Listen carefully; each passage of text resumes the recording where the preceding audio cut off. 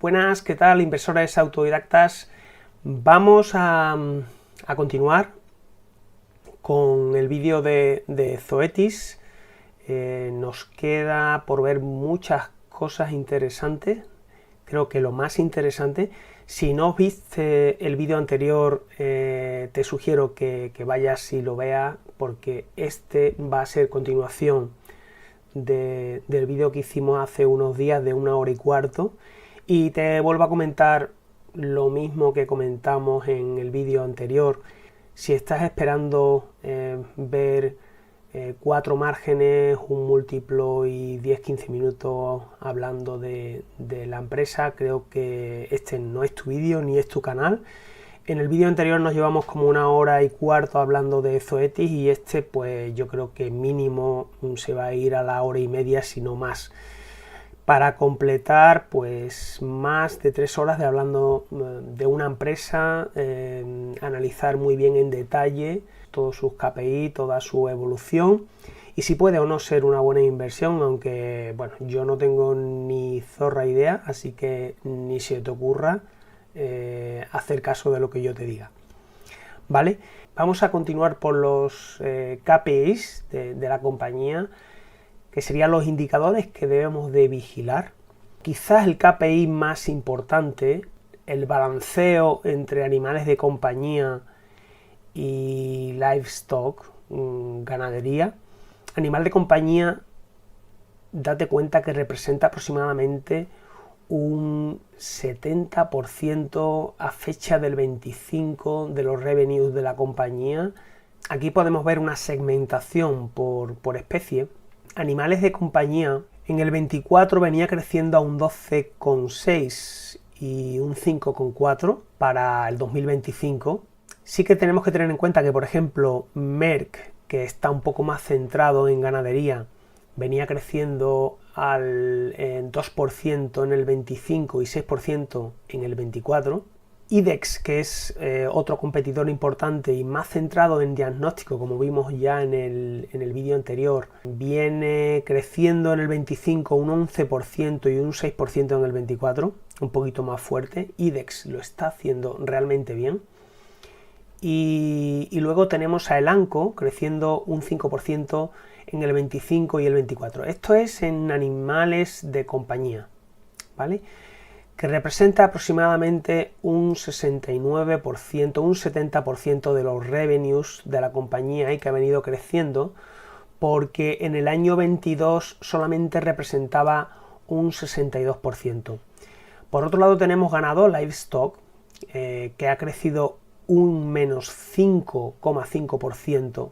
Sabéis, como comentamos en el vídeo anterior, que hubo una desinversión importante que afectó sobre todo porque esta unidad de negocio estuvo computando hasta octubre del 24, con lo cual la base comparable en el 25 prácticamente es con un negocio que en el 24 estuvo 10 meses computando en los revenues, de ahí que la comparativa pues no sea equiparable.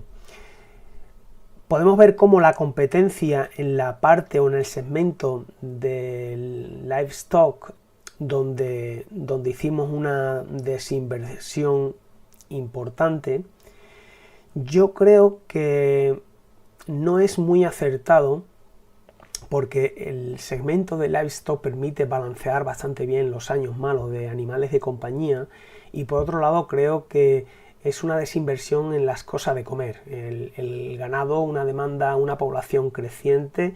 Os puedo dejar un vídeo, os lo voy a dejar por aquí, el crecimiento estructural de la población, un vídeo sobre la demanda o la tendencia secular que creo que se va a producir en el segmento de la agricultura.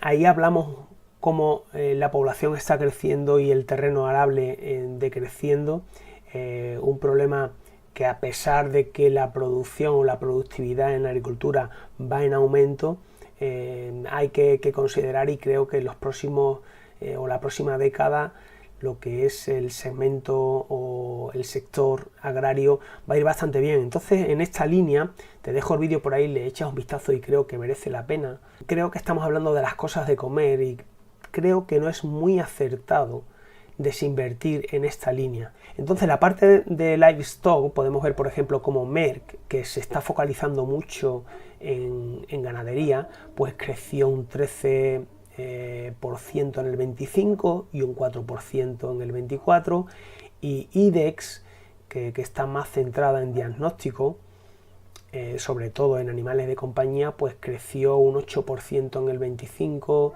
y un 3% en el 24. Sí es cierto que, por ejemplo, el ANCO, que creció un 7% y un -3% en el 24, un 7% en el 25, sí que vendió precisamente un negocio a Merck. Quizás el crecimiento de Merck tan explosivo en el 25 viene también pues por esta adquisición.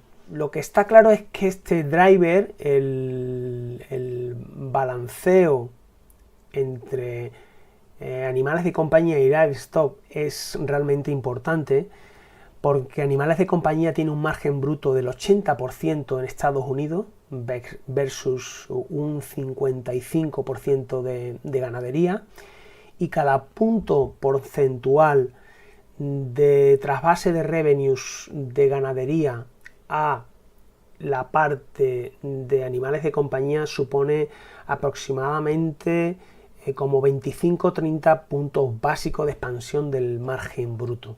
Bastante importante seguir este indicador cuando vemos como animales de compañía supone ya el 70% de los revenues, una evolución desde el 62% en el año 22. Otro indicador bastante importante es precio y volumen. En el Q4 del 25 hemos crecido en orgánico un 3%, pero 3% de ese incremento es precio y 1% es volumen. Un mix desfavorable. Antes era volumen mayor que precio, sin embargo ahora se ha revertido y es precio quien toma el mando, y cada cuatrimestre es de donde vienen el incremento de revenues. Cuando precio domina sobre volumen durante varios trimestres consecutivos, pues suele indicar una pérdida de demanda. Esto ya lo veíamos aquí en una diapositiva. Veíamos cómo en azul el precio, varios años desde el 22, venía teniendo una ponderación mucho mayor sobre los revenues que el volumen, ¿no?, que viene representado en verde. A pesar de que si quitamos el efecto de la desinversión y el efecto del impacto de divisa, el crecimiento del 25 fue de un 6%, no del 2% pues, reportado, ¿no? Bueno, no está tan mal. Sí es cierto que en los trimestres del 26, pues esa tendencia, que al final es lo importante, pues sigue haciendo mella. Aquí podemos ver en el modelo cómo desde el año 18 el crecimiento por volumen venía siendo espectacular respecto al precio. Sin embargo, el precio era 1, 2, 3%, pero a partir del 22 esto cambia. Vemos como a partir del 22 el volumen pues empieza a estabilizarse para pasar a -1 en el 25. Sin embargo, precio, vemos como del 22 un 3% a 5% en el 23, 6% en el 24 y 4% en el 25. Otro indicador a controlar y a vigilar muy de cerca, porque es muy importante. Muy importante la evolución de los blockbusters. Ya en el vídeo anterior estuvimos hablando de esto, y daros cuenta al final que Zoetis tiene entre Simparica, Librela y Solensia, que es la parte de monoclonales de dolor, y en dermatología con Apoquel y Cytopoint prácticamente el 40% de los revenues. Simparica, como en el año 2025 vino haciendo unos 1.500, y unos 1.500 millones y crece al 13%, el 28% en 2024. Este es uno de los blockbusters que supone como el 15% de la facturación. Es uno de los productos estrella de Zoetis. Luego la parte de Librela y Solensia en dolor y sedación, pues son unos 568 millones en el 25 y ha tenido un decrecimiento de un menos 3% por todos los problemas que ha tenido con la FDA y el EMA, como sabéis, que se reportaron advertencias sobre efectos secundarios. En el año 24-25 esto venía creciendo por encima del 40%, esto era uno de los blockbusters importantes en los que había puesto mucha esperanza. Sin embargo, con todos los problemas que creo que también se gestionaron muy mal por parte del equipo directivo, del que hablaremos largo y tendido un poco más tarde, pues tuvimos un crecimiento de menos 1.3%. A pesar de eso, hemos tenido un crecimiento ex divisa y ex desinversión de un 6%, lo cual, oye, no está nada mal. Apocalypse Point, ¿vale? Que son unos 1.740 millones, que creció a un 6% versus en el año 2024, donde creció un 17%.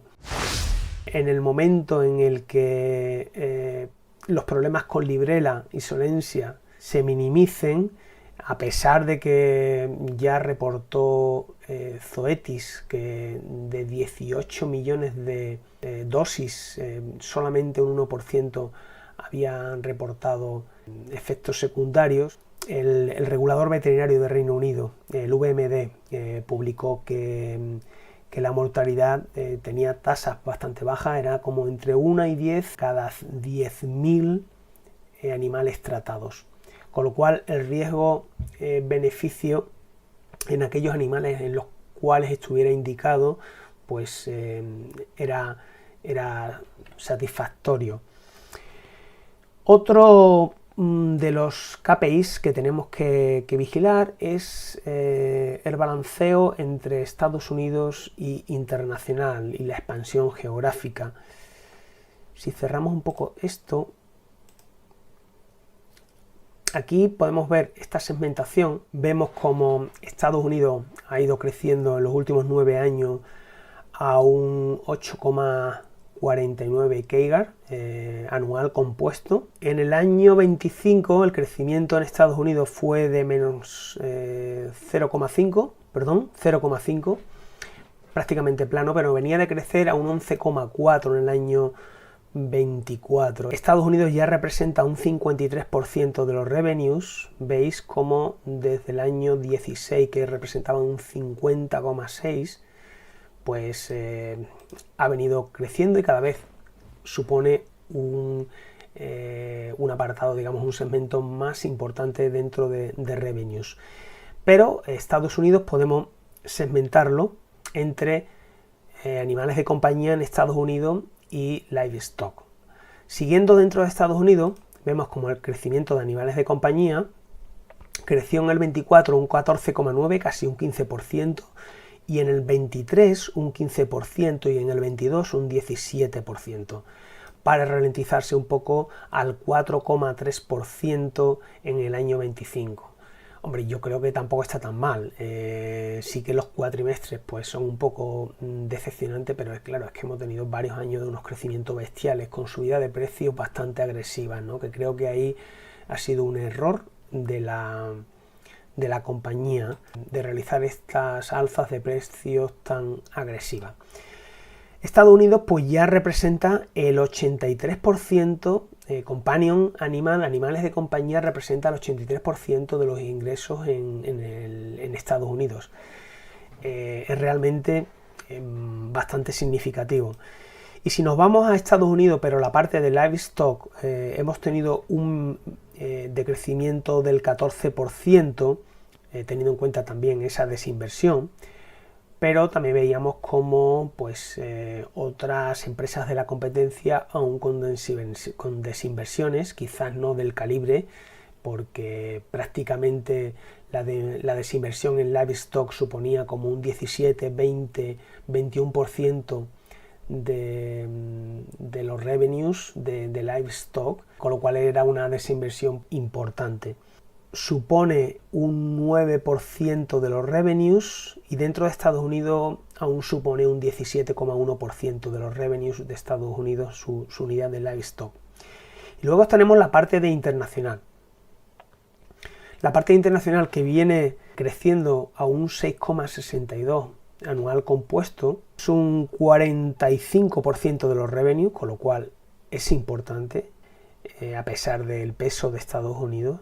Y dentro del desglose entre animales de compañía y livestock en internacional, pues vemos como animales de compañía venía creciendo en el año 22 un 12%, 9 en el 23, 8,6 en el 24 y un 7,5 en el 25. Oye, no está nada mal. Ya supone un 25%, 25,2% de los revenues. Sin embargo, livestock pues tiene un menos 0,4, está un poquito más plano, teniendo en cuenta también la desinversión, y supone como un 20% de los revenues. Aunque este es el crecimiento unificado de internacional, creo que en internacional, ya suponiendo un 45% de los revenues, tiene una tendencia secular bastante interesante. Sí es cierto que en la parte de Australia, Brasil y China, que ya estuvimos comentando en el vídeo anterior, en Australia en los años 23, 22 y 21 ha crecido a unos ritmos bastante decentes, ¿no? 11 y 25%. Sí que en Canadá pues has tenido un crecimiento un poquito más bajito. En China ya comentamos en el vídeo anterior el problema. En Japón se vuelve a recuperar el crecimiento después de varios años de decrecimiento, pero por ejemplo daros cuenta Francia, Alemania, Italia, que se recupera el crecimiento, pero España, Reino Unido y otros países en desarrollo, así como emergentes, oye, bastante saludables los crecimientos. Por ejemplo, otros mercados en desarrollo, 6,8% de los revenues, pero bueno, es significativo, y vemos crecimiento del 13,7%.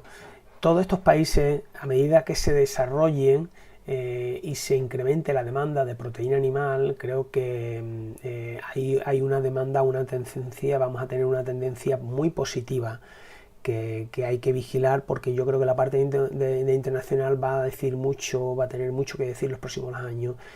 Y la parte de contract manufacturing, pues que no es representativa, a pesar del crecimiento en el 45% que explicamos en el vídeo anterior el motivo. Por poner ya una guinda al pastel, sí que los beneficios operativos y estos datos, tener en cuenta que en estos datos los costes solamente están aplicados los costes locales, ¿vale?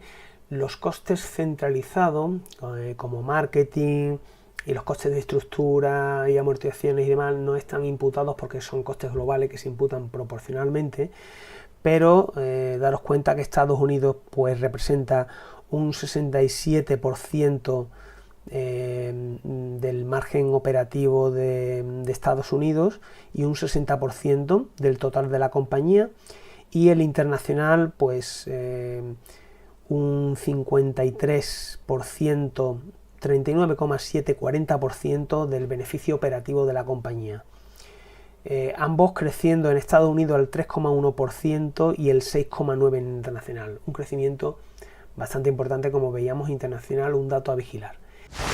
Muy importante el gross margin. Tenemos un beneficio bruto de un 72% y que ya estuvimos viendo que tiene unos márgenes brutos muy superiores a la competencia. Estados Unidos, animales de compañía, es el segmento de mayor margen. Importante vigilar el margen bruto. Yo creo que vamos a tener que bajar precios. Yo creo que los márgenes posiblemente se puedan recortar o moderar un poquito, aunque por otro lado yo creo que la situación después de lo visto no es tan preocupante, que en el momento que se solucionen los problemas, Librela y Solencia, posibles blockbusters que puedan salir, aunque ya sí es cierto que lo han demorado al año 28-29, desde el año 27, nuevos blockbusters que puedan, digamos, impulsar los revenues de la compañía, pero también es cierto que la competencia viene muy fuerte, que Zoetis realmente está notando cómo la competencia está bajando precios agresivamente para coger cuota de mercado, y esto sin duda le va a afectar y va a tener que moderar los precios sin duda para competir y hacer descuentos y campañas de fidelización con objeto de no seguir perdiendo cuota de mercado, sin duda. ¿Qué más KPIs a vigilar? Pues ya también vimos en el vídeo anterior cómo los costes generales, la empresa se ha ido apalancando a medida que va adquiriendo volumen, como los gastos de I+D se viene apalancando y se vienen moderando todos estos costes sobre el tamaño de la compañía, que prácticamente recordamos que es casi el doble que la competencia. Y también evidentemente a vigilar el net income, el margen neto, pues que crece mucho más rápido que los revenues, los EPS, que el margen neto por el efecto de recompras, y tener en cuenta los headwinds, los vientos de cara de la divisa, donde la revalorización del dólar al presentar los datos en dólares pues le hace mella con respecto a las otras divisas, que representa internacional un 45% de los revenues, con lo cual ya sabéis, en el año 25 un 6% de crecimiento versus el 3% reportado por el efecto de divisa. ¿Vale? Estos son los KPIs más importantes que debemos de controlar de la compañía. Ahora quiero tratar una parte que me parece muy importante en todas las tesis, la parte del equipo directivo y accionista, y yo creo que es un apartado que no se analiza muy frecuentemente y para mí es esencial. Al final yo creo que lo más importante de una tesis son las personas que dirigen el barco, y necesitas máxima confianza en esas personas y la máxima honestidad para sumar los ingredientes necesarios de que la tesis o la inversión vaya bien. Zoetis no tiene accionistas de referencia.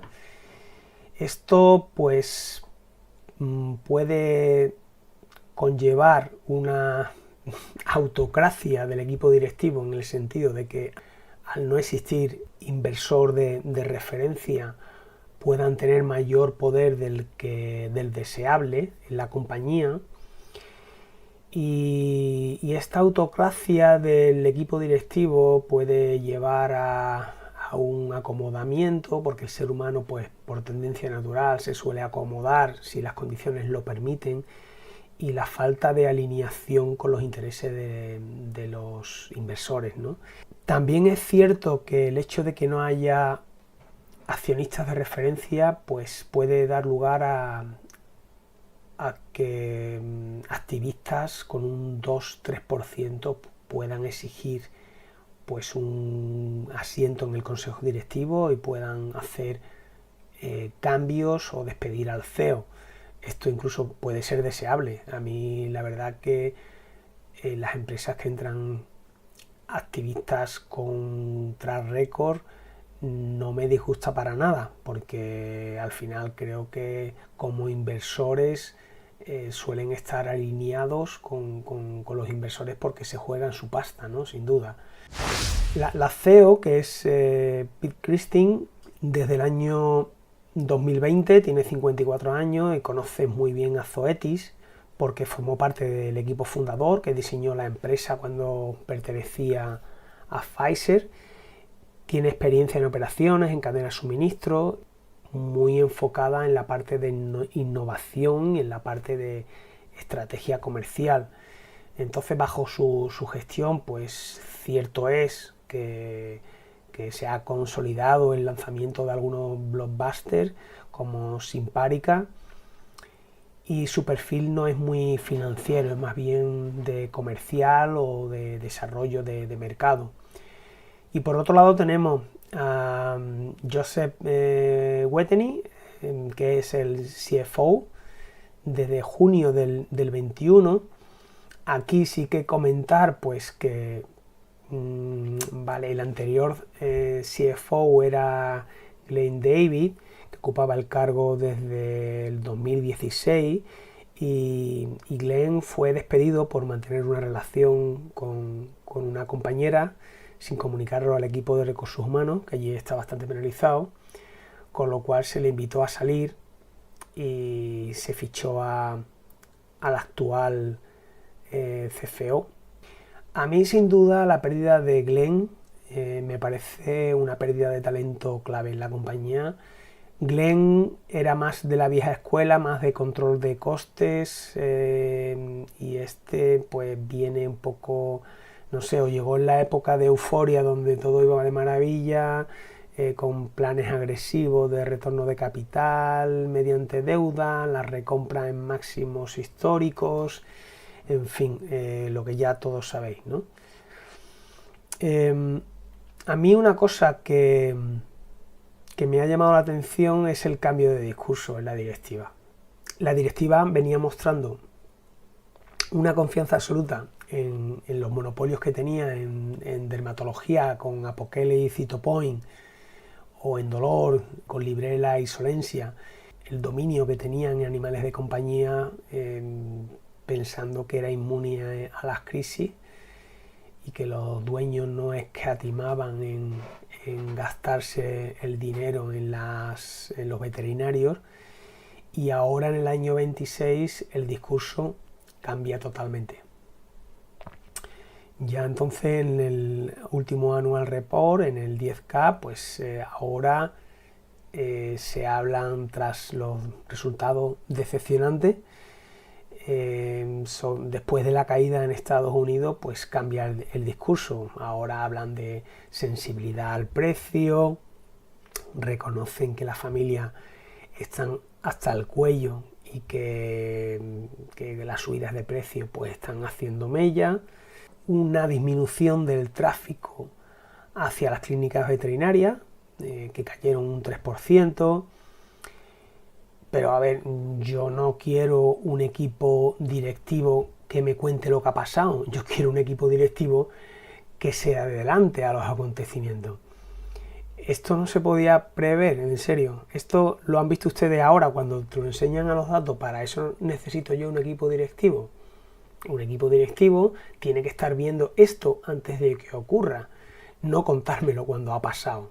No decirme los 3 años atrás que no había problema, que todo iba súper bien, y ahora, cuando los resultados afloran los problemas, ahora me lo cuentas.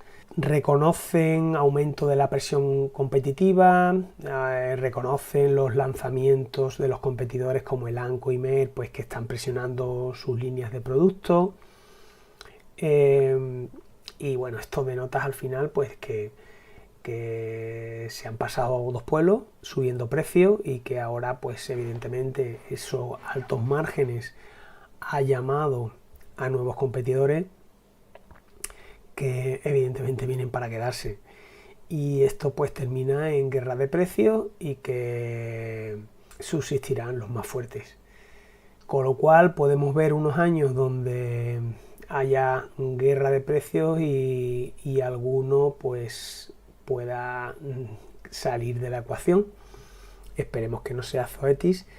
Desde el punto de vista de la inversión, a pesar de que, bueno, luego veremos la parte de valoración, pueda estar o no, sin que esto sirva de consejo y vosotros tenéis que hacer vuestro propio análisis, ¿no? Pero en mi opinión, que pueda estar a precio bueno, aceptable, sin ser una ganga, pero que desde el punto de vista de la competencia quizás no sea el momento, hasta que se vea un poquito, se atisbe un poquito que Zoetis empieza a coger y la directiva se enmenda y empieza a hacer cosas realmente para defenderse,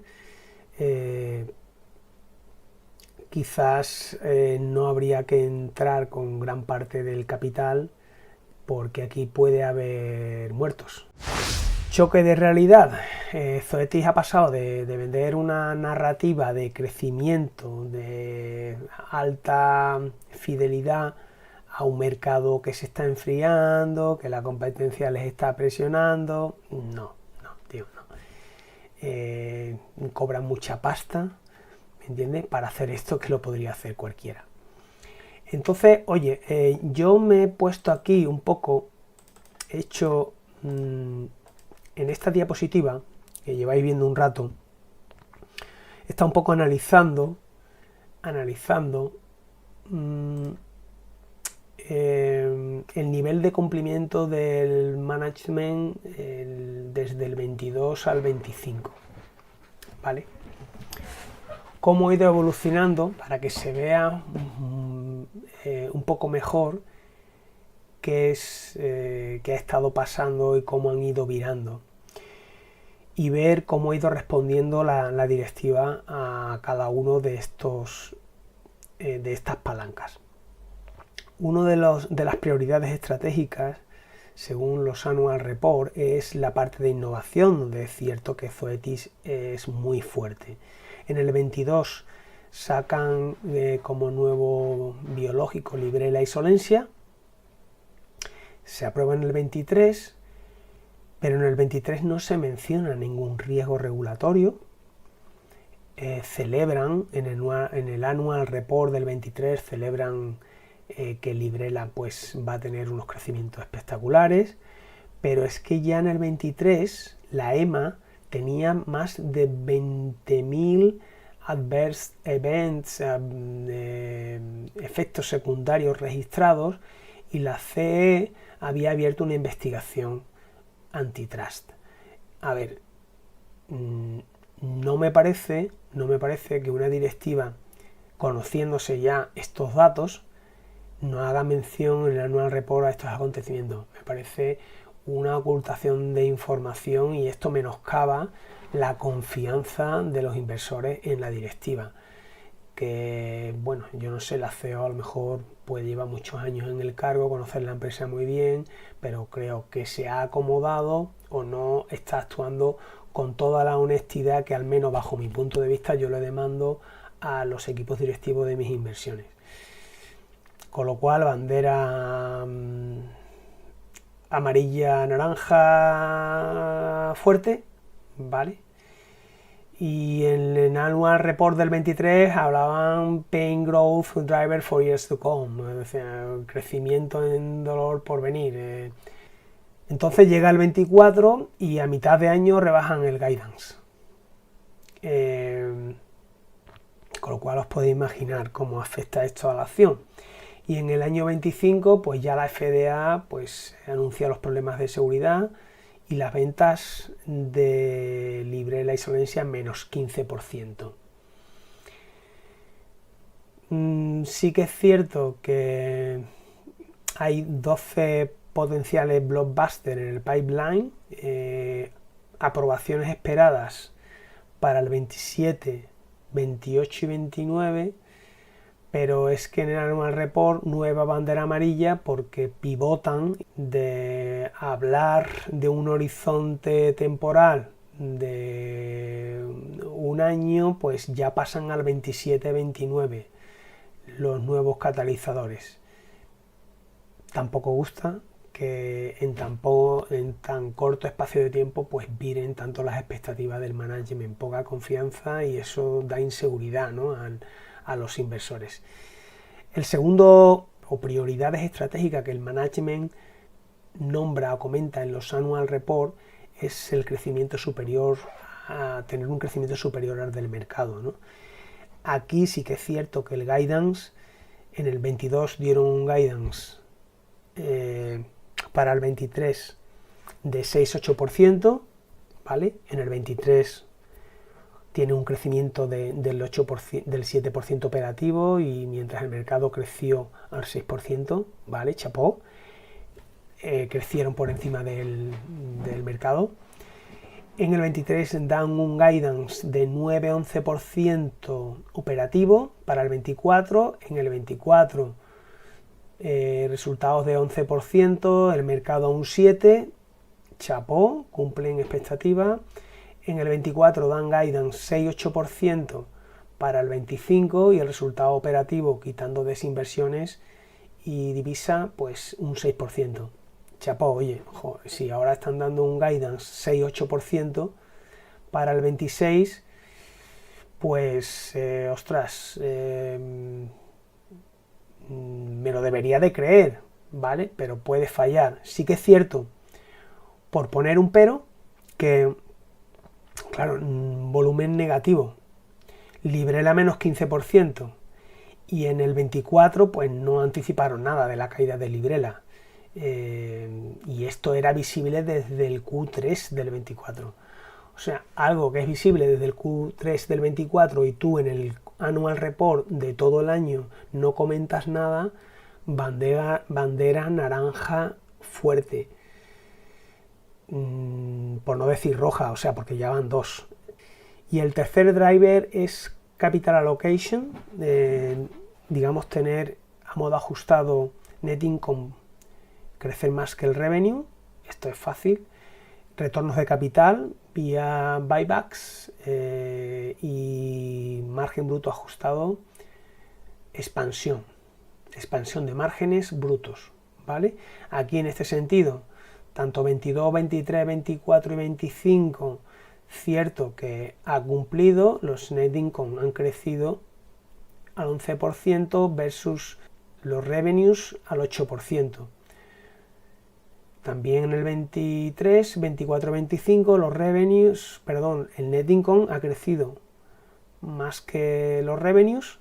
Retorno de capital pues ha crecido vía buybacks, sobre todo 2,2 billion devuelto en el 22, 1,8 en el 23, 2,6 en el 24 y 1,5 en el 25.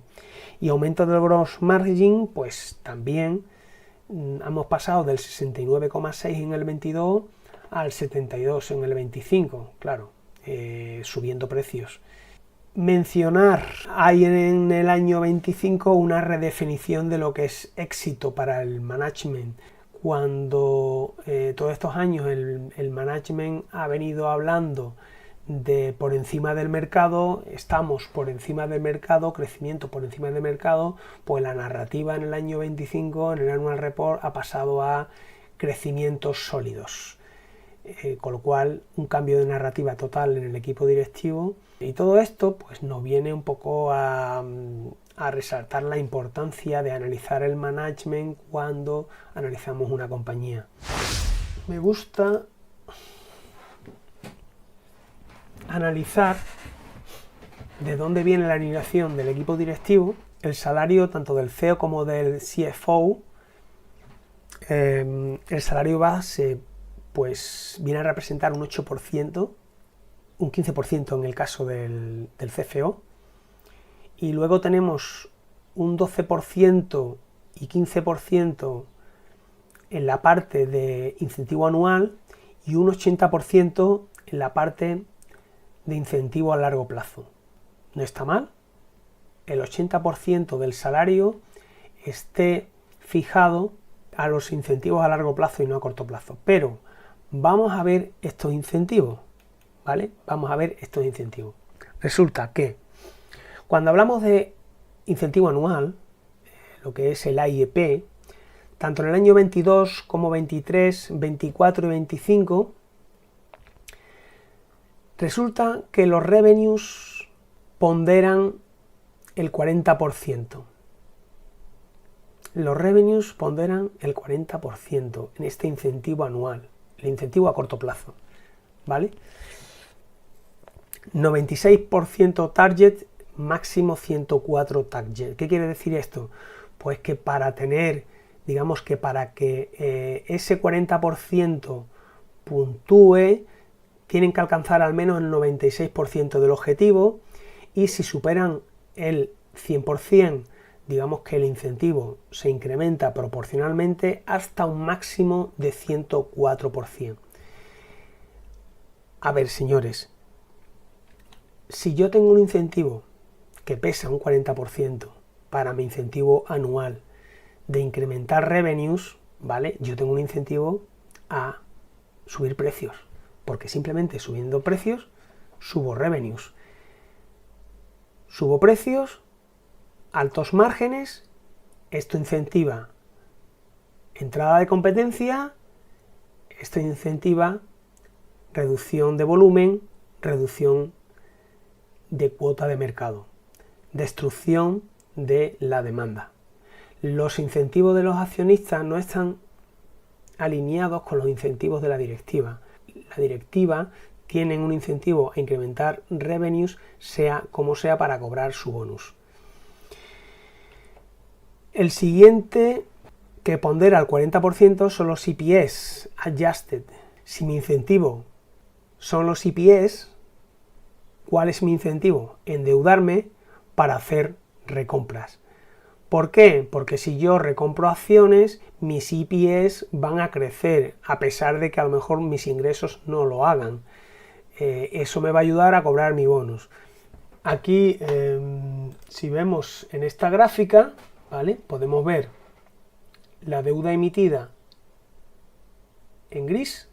Vemos como en el año 25 se ha disparado, y las recompras de acciones podemos ver conjuntamente con el gráfico donde se ve la cotización que hemos venido haciendo. Si es cierto que máximos se han hecho pocas, se hicieron entre en el año 22, donde hubo una gran caída, se hicieron bastantes recompras, bien, pero en el año 25, a pesar de que volvían a tener la acción en el entorno de los 140, 150, es que ahora la acción está en 80. Está en 80, ¿vale? Y daros cuenta la cantidad de pólvora que hemos malgastado mediante deuda, estando ahora el precio mucho más bajo de cuando se hicieron por encima de, yo diría, 120, 125, ¿vale? Esa es la cuestión. Entonces, los dos que ponderan un 80%, tanto revenues como EPS, son un 80%, y el otro 20%, que es dentro de los incentivos anuales, free cash flow, que solamente pondera un 20%, ¿vale? A criticar aquí en este punto, oye, no existe ningún KPI asociado al ROIC, a la rentabilidad. Los incentivos son incremento del revenue, incremento del EPS, con lo cual no se penaliza el endeudamiento, y eso me facilita que el management tenga un incentivo a pedir más deuda para hacer recompra. ¿Por qué? Porque les beneficia a ellos. A pesar de todo esto, en el año 25 se pagó un 106% de los incentivos anuales. Un 106%. O sea, decrecimiento de menos 1% en volúmenes.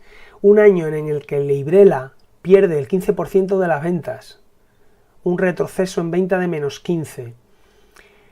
A ver, técnicamente es correcto que tras ajuste de divisa y la desinversión crecieron al 6%, ¿vale? Pero es que has conseguido esto mediante subidas agresivas de precio de 4% en el año 25, 6% en el 24, 5% en el 23. Sí, yo sé que había inflación.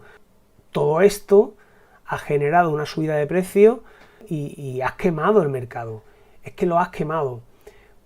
A mí yo hubiera preferido como empresa subir moderadamente estos precios de forma que no hubiera habilitado que entrara tanta competencia. Eso es lo que hace, es la estrategia que hacen muchas empresas. Oye, voy a cuidar a mis clientes, ¿vale? Para que la competencia no entre y no erosionar el mercado. No le voy a dar pie a que otros vean que yo estoy ganando mucha pasta, ¿vale? Y vengan aquí a comerse parte del pastel, ¿sí? Pero estos son los incentivos anuales, ¿vale? Vayamos a los incentivos a largo plazo.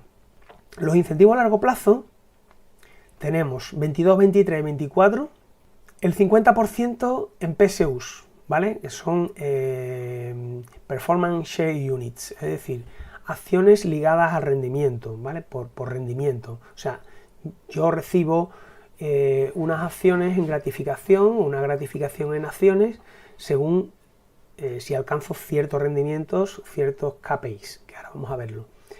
25, estas PSUs que por rendimiento están vinculadas a objetivos del negocio, ¿sí? 25% de estas PSUs están ligadas al comportamiento de la acción, lo que se llama el TSR, a 3 años, ¿vale? El 25%. Y el otro 25% de este 50% está ligada al crecimiento anual de los revenues, a 3 años, ¿vale? Nuevamente a los revenues, que no me gusta para nada ligar los incentivos del management a los revenues. Por el lado del 50% de PSUs. Ahora, por la parte de RSUs, es decir, son acciones que se entregan directamente a precio de cotización vinculadas a permanecer en la empresa. Es decir, por el simple hecho de yo quedarme en la compañía y no irme durante un tiempo, tengo un tiempo de vesting, pues recibo esa gratificación, simplemente por estar en la compañía. Esto es un 25%, ¿vale? Al precio que estén. Y luego tenemos otro 25% en stock options. Estos son opciones sobre acciones, que te dan derecho a comprar, pero a un precio fijo, con lo cual en este caso, este 25% yo solamente me beneficio como management si el precio de la acción sube, ¿vale? Porque si a mí me obligan a comprar a un precio y la acción está por debajo, no me interesa, porque voy a comprar, para eso compro en el mercado, que está mucho más barata, con lo cual ahí yo solamente tengo incentivo a ejecutar esas acciones si el precio está por encima. ¿Qué es lo que pasa? Que si el precio está por debajo, pues el management simplemente pues rechaza las stock options porque puede comprar en el mercado mucho más barata. Pero oye, es curioso que resulta que en el año 25 mantienen el 50% en PSUs, que hemos visto que están unidas a rendimiento, pero el otro 25 más 25 que teníamos entre RSUs y Stock Options, se cambia todo a RSU, es decir, se eliminan las Stock Options. Oye, ¿qué me estás diciendo? Sí. En el año 25 se eliminan las Stock Options, que solamente tienen valor si la acción sube en bolsa. Si no sube en bolsa, no tienen valor ninguno. Con lo cual todos son RSUs, que es decir, que se me entregan al precio de cotización. Al precio que coticen se me entregan, con lo cual tengo un beneficio sí o sí, seguro, me estoy garantizando mi beneficio. A ver, es una bandera ultra naranja, ¿vale? De falta de alineación con los accionistas. Total. No me gusta nada este movimiento. Luego sí que hay un elemento importante que es la propiedad de acciones. Hay un requisito mínimo para el CEO de 6 veces el salario y el CFO de 3 veces el salario base. En un plazo de 5 años tienen que, desde su nombramiento, tienen que tener este peso en acciones. Que bueno, está bien, no está mal, pero hay otros muchos elementos que no me gustan nada. Por mencionar, además, la cláusula de clawback, una cláusula para recuperar las acciones que se hayan dado. Es decir, que tengas que devolver el dinero de las acciones, de los bonos, de los incentivos, si se descubre pues que se calcularon mal, de que hubo un error, de que hubo fraude, de que los resultados no se midieron correctamente, de que hubo falsificación de datos. Cualquier conducta que perjudicara a Zoetis, se podría de forma retroactiva pedir a la directiva que devuelva esos incentivos incorrectamente cobrados. También se prohíbe el hedging, que está bien. El hedging es que el management se pueda cubrir, es decir, comprando puts, vendiendo a precios muy por encima y luego recomprando mucho más abajo. Pero esto está prohibido, ¿vale? Eso es el hedging. Está prohibido, con lo cual me parece bien, porque aquí se trata de que la directiva se juegue la pasta con los accionistas, y si no, pues yo no juego, perdóname, pero yo no. Bajo mi punto de vista, los incentivos de largo plazo yo creo que no duelen lo suficiente, no están alineados con los accionistas.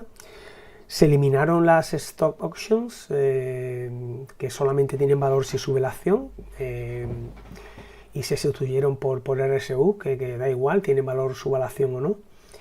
Y por otro lado, muy mal, los clawback nunca se han activado, o sea, están muy bien, quedan muy bien ahí en los annual report, pero luego no se usan. Es que los clawback dependen del mismo comité que diseña el plan de incentivos, con lo cual, pues igual que en la política, daros cuenta que con la caída que hemos tenido de Librela, con datos que había previamente que se conocían y que omitieron en los annual report, la directiva conocía parcialmente estos resultados en el año 23 y se ocultaron. Sin embargo, no se ha disparado ningún ajuste en los clawback. Han cobrado. Ellos han cobrado, se han llevado la pasta para casa y adiós, muy buena. Sin embargo, el que compró a 100 y pico, pues, o a 200 y pico, pues imagínate, ¿no?, lo que lleva en el cuerpo. Realmente creo que hay datos más que suficientes para aplicar estos clawback y que con efectos retroactivos se devuelva la pasta, porque creo que ha habido omisión de información. Evidentemente a mí esta directiva no me transmite confianza. No me transmite confianza para ser socio de ellos, porque creo que velan más por sus propios intereses que por los de los accionistas, ¿no? En definitiva, esto es un ejemplo de cómo los sistemas de bonus pueden incentivar decisiones que destruyen valor y van en contra de los propios accionistas. Mientras que ellos se ganan la pasta, se aseguran el cobro de millones en bonus, incluso en entornos donde las visitas veterinarias se reducen un 3% y el negocio se debilita y entra la competencia totalmente, pues ellos siguen cobrando la pasta.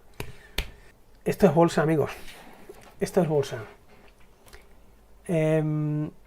Sí es cierto, ¿vale?, que el interés de los bonos es muy bajo, al 0,25%, es casi dinero regalado, ¿vale? Pero es que estás añadiendo 2.000 millones de dólares de deuda al balance, en un momento donde el ANCO y Merck están apretando, en un momento donde se recortan las guías de crecimiento, tras haber gastado miles de millones en CAPEX en biológico en el año 17, también tener en cuenta ahora las plantas medio vacías, porque las ventas de Estados Unidos pues han empezado a fallar. Esto debería de hundir los bonus también, es decir, que ellos paguen las consecuencias. Si los incentivos no están alineados, esto no puede funcionar. O sea, si ellos no sienten dolor cuando las cosas van mal, ¿qué incentivos van a tener a que vayan bien? Ninguno. Entonces, bueno, sí es cierto que hay una alineación, hay un incentivo con el TSR, pero es que los planes del TSR son a medir, se miden en 3 años, es decir, que ellos ahora mismo están mirando por el corto plazo. Dentro de 3 años ya veremos.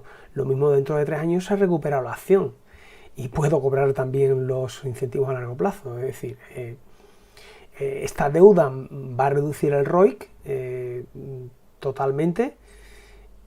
Puede llevar una reducción del 20% al 13%.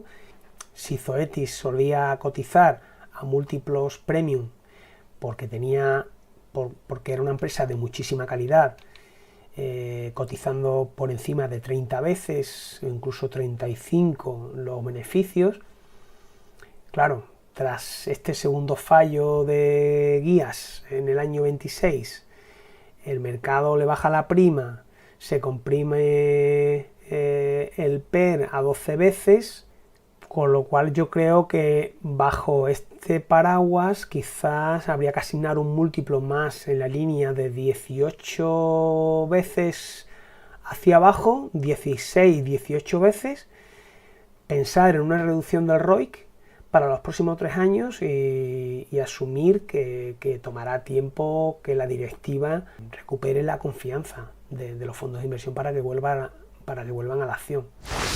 Llevamos 2 horas hablando de Zoetis, pero es que aún nos quedan muchas cosas que ver de Zoetis, nos quedan ver sus ventajas competitivas, nos queda ver el mercado de salud animal, que es importante para ver cómo puede afectar a Zoetis y si está sincronizado con las expectativas de crecimiento que tenemos para la compañía. Nos queda por ver las oportunidades o catalizadores que puedan en el medio plazo ayudar e impulsar la acción. Nos queda comparar la valoración con respecto a la competencia o otras empresas del sector. Y finalmente nos queda una valoración donde vamos a intentar estimar los ingresos a futuro por 3 vías diferentes y ver si por 3 vías, por 3 caminos diferentes llegamos a una conclusión más o menos similar para alguna forma verificar la congruencia de esas proyecciones para finalmente pues tener una valoración no con objeto de saber el precio exacto que puede tener la acción en un momento determinado futuro, sino ver si tenemos margen de seguridad y si de alguna forma las probabilidades están de nuestro lado. En definitiva, se trata de tener un marco donde podamos situar la valoración de la acción a futuro y las probabilidades estén de nuestro lado. Así que te voy a emplazar al próximo vídeo porque en estas 2 horas no nos ha dado suficientemente tiempo para explorar y analizar en detalle la acción y finalmente van a ser 3 horas hablando de Zoetis.